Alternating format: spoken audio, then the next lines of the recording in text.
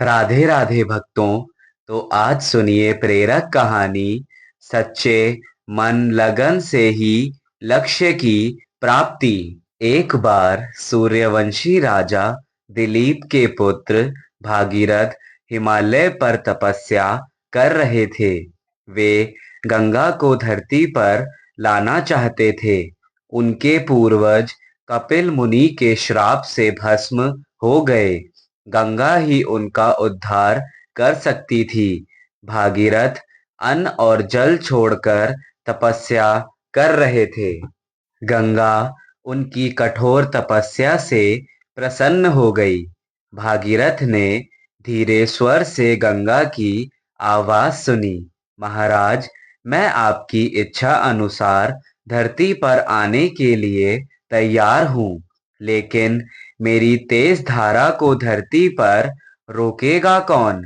अगर वह रोकी ना गई तो धरती के स्तरों को तोड़ती हुई पाताल लोक में चली जाएगी। भागीरथ ने उपाय पूछा तो गंगा ने कहा, महाराज भागीरथ, मेरी प्रचंड धारा को सिर्फ शिव रोक सकते हैं। यदि वे अपने सिर पर मेरी धारा को रोकने के लिए मान जाएं, तो मैं पृथ्वी पर आ सकती हूँ। भागीरथ शिव की आराधना में लग गए।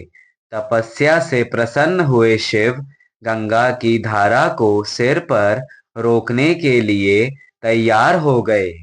ज्येष्ठ मास के शुक्ल पक्ष के दशहरे के दिन जटा खोलकर कमर पर हाथ रखकर खड़े हुए शिव अपलक नेत्रों से ऊपर आकाश की ओर देखने लगे।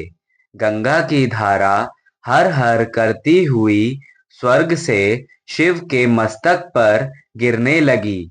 जल की एक भी बूंद पृथ्वी पर नहीं गिर रही थी। सारा पानी जटाओं में समा रहा था। भागीरथ के प्रार्थना करने पर शिव ने एक जटा निचोड़कर गंगा के जल को धरती पर गिराया। शिव की जटाओं से निकलने के कारण गंगा का नाम जटाशंकरी पड़ गया। गंगा के मार्ग में जहू ऋषि की कुटिया आई तो धारा से उसे बहा दिया। क्रोधित हुए मुनि ने योग शक्ति से धारा को रोक दिया। भागीरथ ने प्रार्थना की तो ऋषि ने गंगा को मुक्त कर दिया। अब गंगा का नाम जाह्नवी हो गया।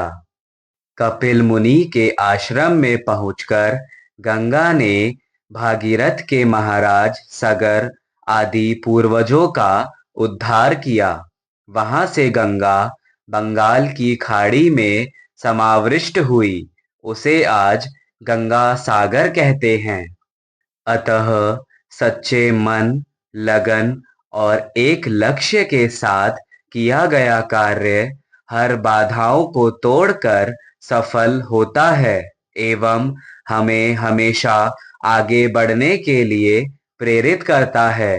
जय जय श्री राधे।